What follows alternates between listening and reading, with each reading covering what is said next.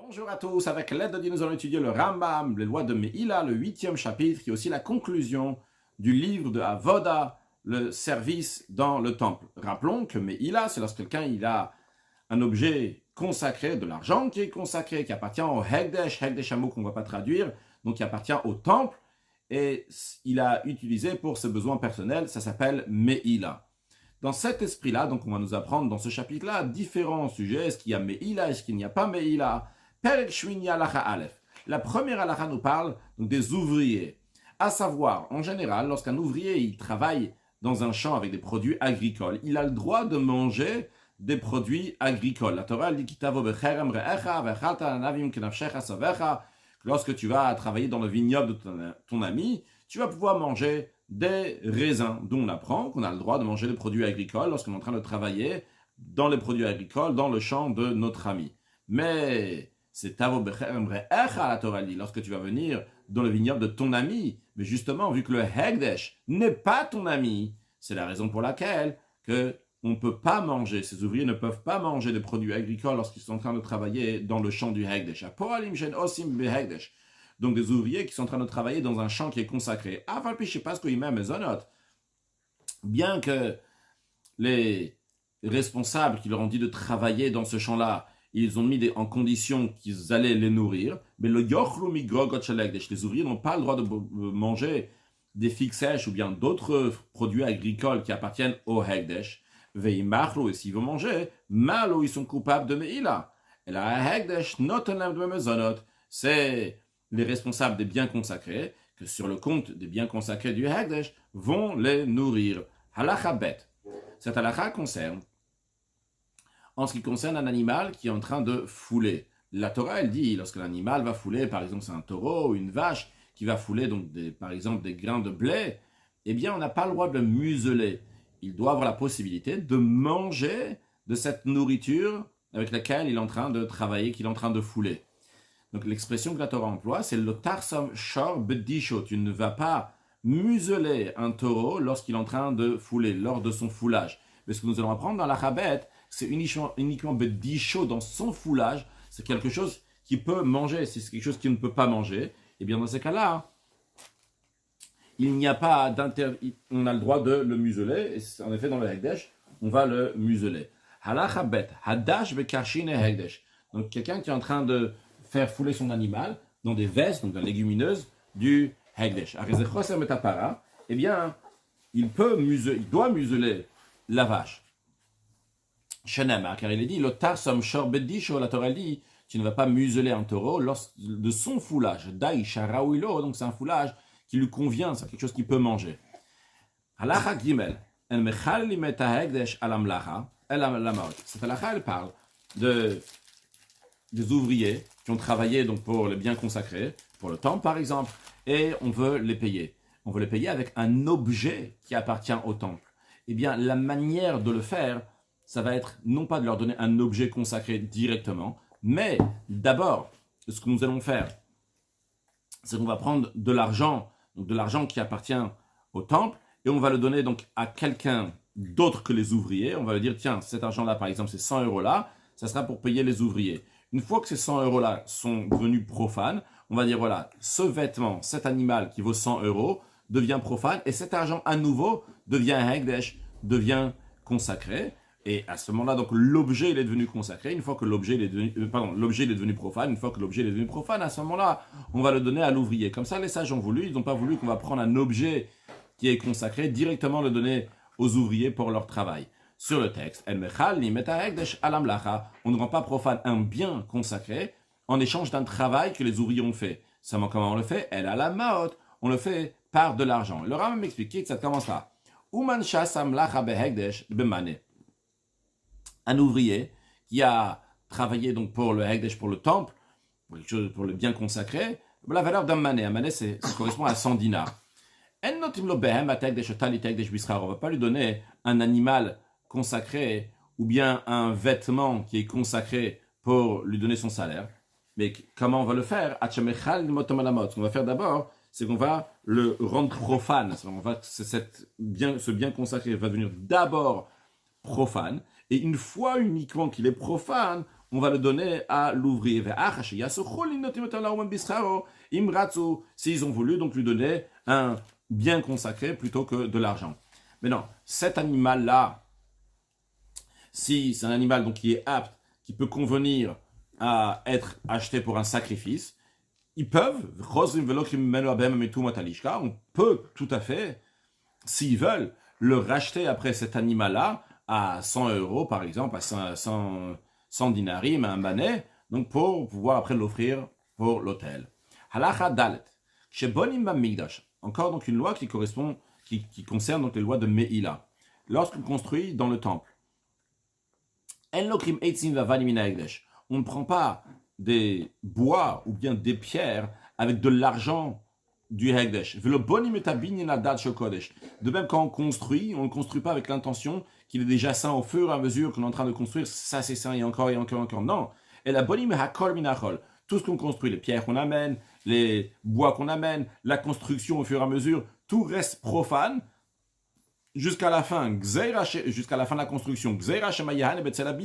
Pourquoi?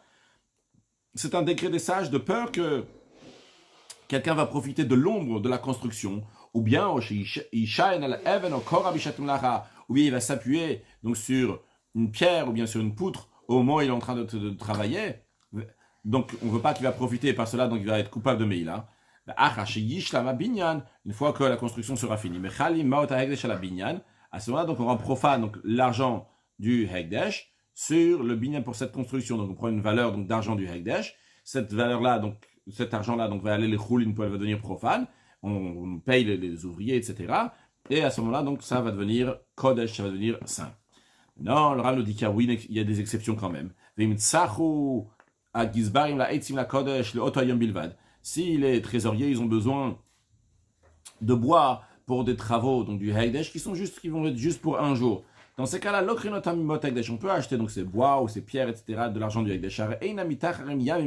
Parce que les trésoriers ne vont pas s'attarder donc des jours.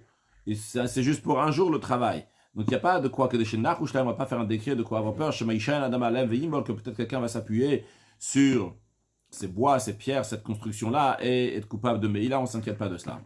Halachahe, je sais pas ce qu'il m'a lorsque on fixe le prix avec les ouvriers qui viennent construire dans le temple, ils viennent Migdash ou Bazar de construire dans le temple et dans le cours du temple.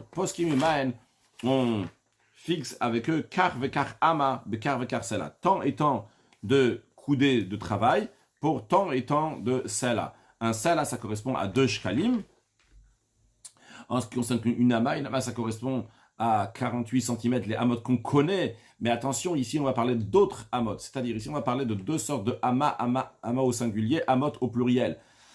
Donc, on va nous dire comme ça qu'il y a des amot qui sont petites et il y a des amot qui sont plus grandes. Et il y a 2 manières, donc, comment mesurer ces amot-là. Ici, on parle, donc, quand on va mesurer avec eux, on va fixer avec eux, on va les payer une ama, encore une ama, etc. Be'ama bat esrim etzba. Donc, une ama qui fait 20 doigts, donc qui correspond à 40 cm seulement. Donc, c'est une petite ama. On leur dit, on te paye donc un sela, par exemple, pour une ama. Après, lorsqu'on va mesurer ce qu'ils ont construit, on va dire, on va maintenant mesurer avant de vous payer pour voir combien de hamot, combien de coudées vous avez travaillé. À ce moment-là, on ne va pas mesurer une ama de 20 doigts. On va mesurer des hamot de 24 doigts, de 48 cm. Donc, on va leur mesurer uniquement avec des coudées de 24 doigts, de 48 de 48 cm. Pourquoi? Quelle est la raison? Au début, on leur a dit qu'on allait donner un sela pour 40 et 40 cm, et maintenant on leur dit on va vous donner un sela pour 48 une fois que ça arrive le moment de paiement. La raison, elle est qu'elle est chez le Yavo, les de Meïla, pour pas arriver à Meïla, à être coupable de Meïla, si, parce que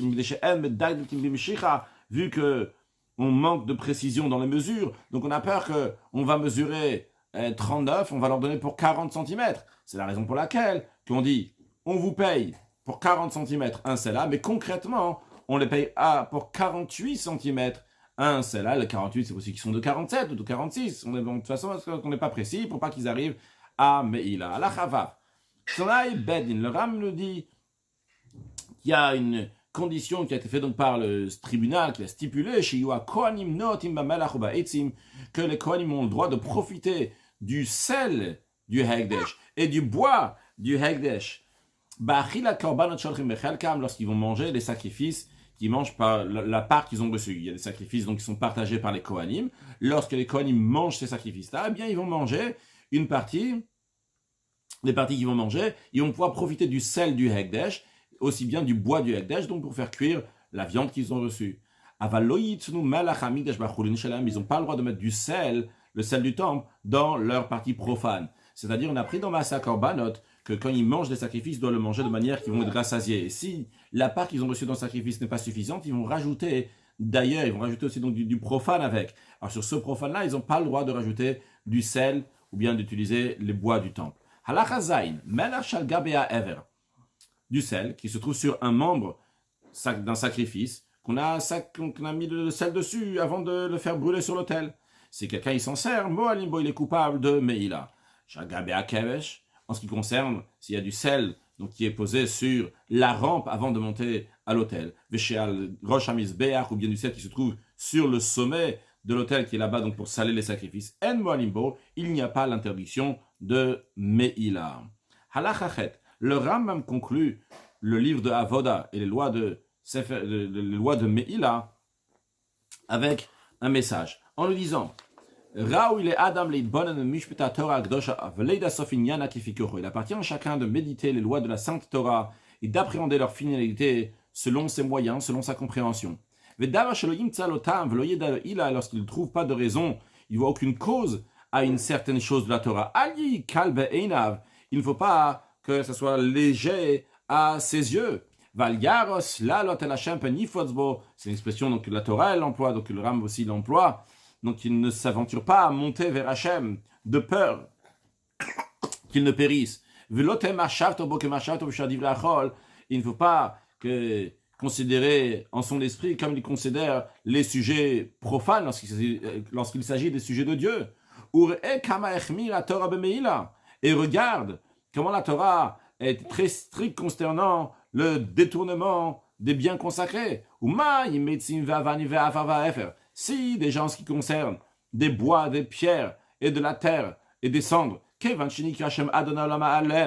du moment où le nom du maître de l'univers a été posé sur ces choses-là, Bilvat Samansanid Kachu, ils sont devenus consacrés. On dit tout celui qui en a fait un usage profane, il commet une faute envers Hachem. Même s'il a fait ça par inadvertance, kapara, il a besoin d'une expiation. Alors, Kalvachomer, a fortiori la mitzvot, en ce qui concerne les commandements que le Saint béni soit-il nous a prescrits, Kalivot Adambem, il ne faut pas qu'un homme va les traiter avec mépris, parce qu'il n'en connaît pas la raison. Et il ne faut pas qu'il s'imagine contre Hachem des choses qui ne sont pas convenables. C'est aussi donc basé sur un verset, cette expression-là du Rambam, et il ne faut pas donc il va penser, donc quand il pense avec des choses, sur des choses profanes, la Torah elle dit,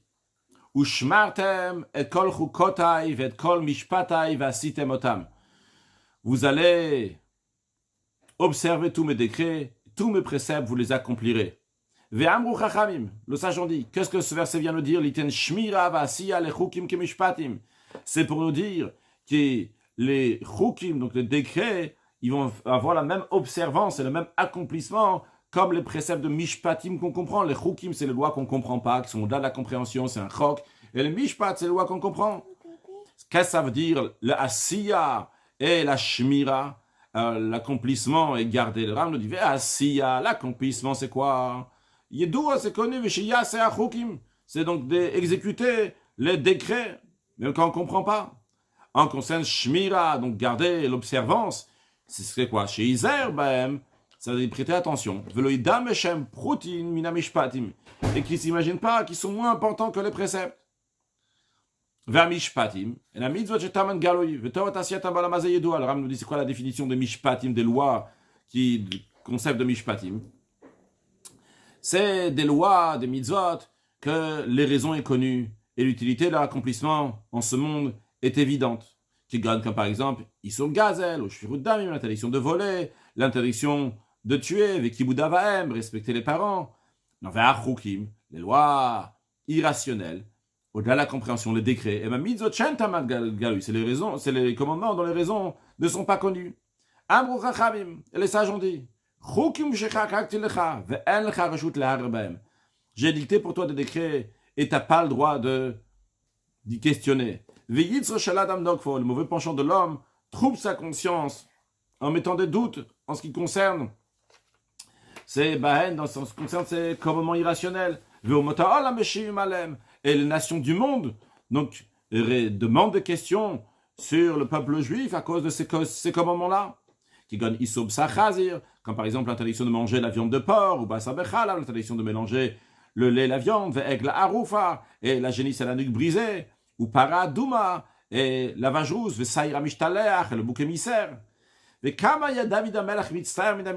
le roi David souffrait des hérétiques, Ve'hagoyim et des non-juifs, Shayum et Shivim alachukim, qui questionnaient, contestaient les décrets, les lois irrationnelles. Mais et pourtant, à chaque fois qu'il poursuivait avec des répliques façonnées par l'étroitesse de l'esprit humain, il est rajouté encore plus d'attachement à la Torah. Comme il est dit,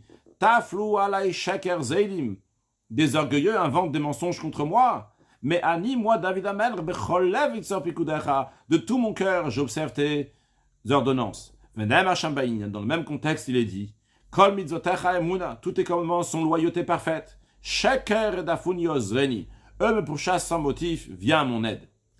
Le Ram conclut donc une idée donc générale en ce qui concerne ce que nous avons appris dans le livre de Avoda, que v'chol korbanot kulam michlalachuchu kimem, tous les sacrifices sont partis des décrets. Les filles chacham ou chacham, et c'est la raison pour laquelle que les sages disent, she'alaf avodat korbanot, she'af al avodat korbanot olam, que même sur les préceptes des sacrifices, le monde tient. Parce que parce qu'en accomplissant les décrets et les lois rationnelles, méritent ceux qui sont droits la vie du monde futur. Et la Torah a donné priorité aux décrets. Vous allez observer mes décrets et après seulement mes préceptes. C'est-à-dire que la Torah elle parle d'abord des chukim et après des mishpatim. La fin du verset qui dit, donc l'homme va les faire et il va vivre par grâce à ces mitzvot-là. Nigma brira chamana de Saya, donc merci Hachem de nous aider à finir donc les lois de Meïla et Nigma ser shmini bezrat shin dalet yud. On a fini donc le 8e chapitre le 8e livre du Rambam, donc le livre de Avoda ou minyan prakim shel sefer zeh. Le Rav nous dit le nombre de chapitres qu'il y avait dans tout ce livre-là, Hamisha vetishim prakim, il y avait 95 chapitres. Nous avons dans Yichot Bet Aprira les lois de la maison d'élection, nous avons Shmona prakim 8 chapitres.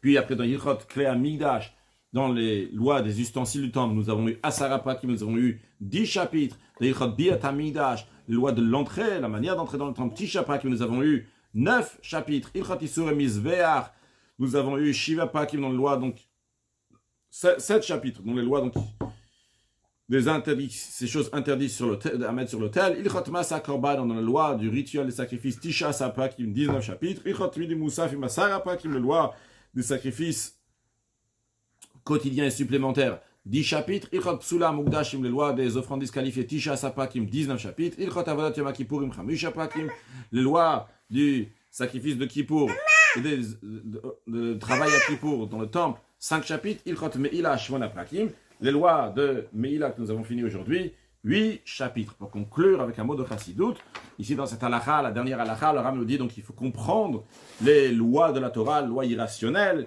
et faire même les lois irrationnelles comme les lois donc, qui sont rationnelles, c'est-à-dire de ne pas les mépriser, donner leur importance. On sait donc que le Ram précédent donc, nous dit qu'il faut accomplir donc, tous les mitzvot, les lois même rationnelles comme les lois irrationnelles, même quand il s'agit donc des choses qui sont tout à fait logiques. Eh bien, quand les choses qui sont logiques, donc on les fait avec une compréhension, on doit les faire aussi donc les chukim aussi avec la même chayut, avec la même vitalité. Et l'idée ici, bien que le Ram nous dit que même quand on ne comprend pas, donc il faut essayer de comprendre les choses. Et même quand c'est des lois donc, qui sont irrationnelles, les comprendre. Le rabbin précédent dit que c'est des lois qui sont... Et le rabbin précédent, j'ai mal expliqué, le rabbin précédent il dit que même les lois rationnelles, il faut les faire comme les lois irrationnelles, a priori. Donc on a deux choses ici contradictoires. Le rabbin qui nous dit que les lois qui sont irrationnelles, il faut essayer de le comprendre. Le rabbin précédent qui nous dit que les lois qui sont rationnelles, il faut les faire avec le au-delà de la compréhension. Mais en vérité, le rabbin lui-même aussi dit cette idée-là. Donc par ailleurs, c'est dans Yichot Girushin, lorsqu'il parle donc, de quelqu'un qui doit divorcer et qui ne veut pas divorcer, qu'on va le forcer, etc. Parce que chaque juif veut faire la volonté d'Akadosh Baruch Hu. Ça veut dire que en vérité, dans le fin fond du juif, il veut faire la volonté d'Akadosh Baruch Hu, quoi qu'il arrive. Et le Ram, donc lui-même, par ailleurs, donc, donne l'importance sur le fait de servir Akadosh Baruch Hu, parce que Dieu, il a demandé de faire, non pas parce que c'est compréhensible. Donc c'est deux côtés de la pièce. D'un côté, donc il faut faire les mishpatim, les lois rationnelles, avec le au-delà de la compréhension, en sachant que c'est Dieu qui nous a demandé de les faire. D'un autre côté aussi, les lois qui sont irrationnelles, les faire aussi, parce qu'Akadosh Baruch Hu nous a demandé, même les lois rationnelles, parce qu'Akadosh Baruch Hu nous a demandé de les faire. Donc, en d'autres mots, Dieu il nous demande de tout faire parce que lui, il a demandé de faire, qu'on soit des évêques, des serviteurs d'Akadosh Baruch Hu. D'un autre côté, qu'on comprenne un maximum aussi pour que cette servitude-là va être entièrement dans nous aussi, dans notre compréhension, que Dieu fasse que très prochainement, on va voir une nouvelle dimension de Torah qui va se dévoiler et qu'on pourra amener des sacrifices et faire la voda, le service dans le troisième temple reconstruit avec la venue de Mashiach Now.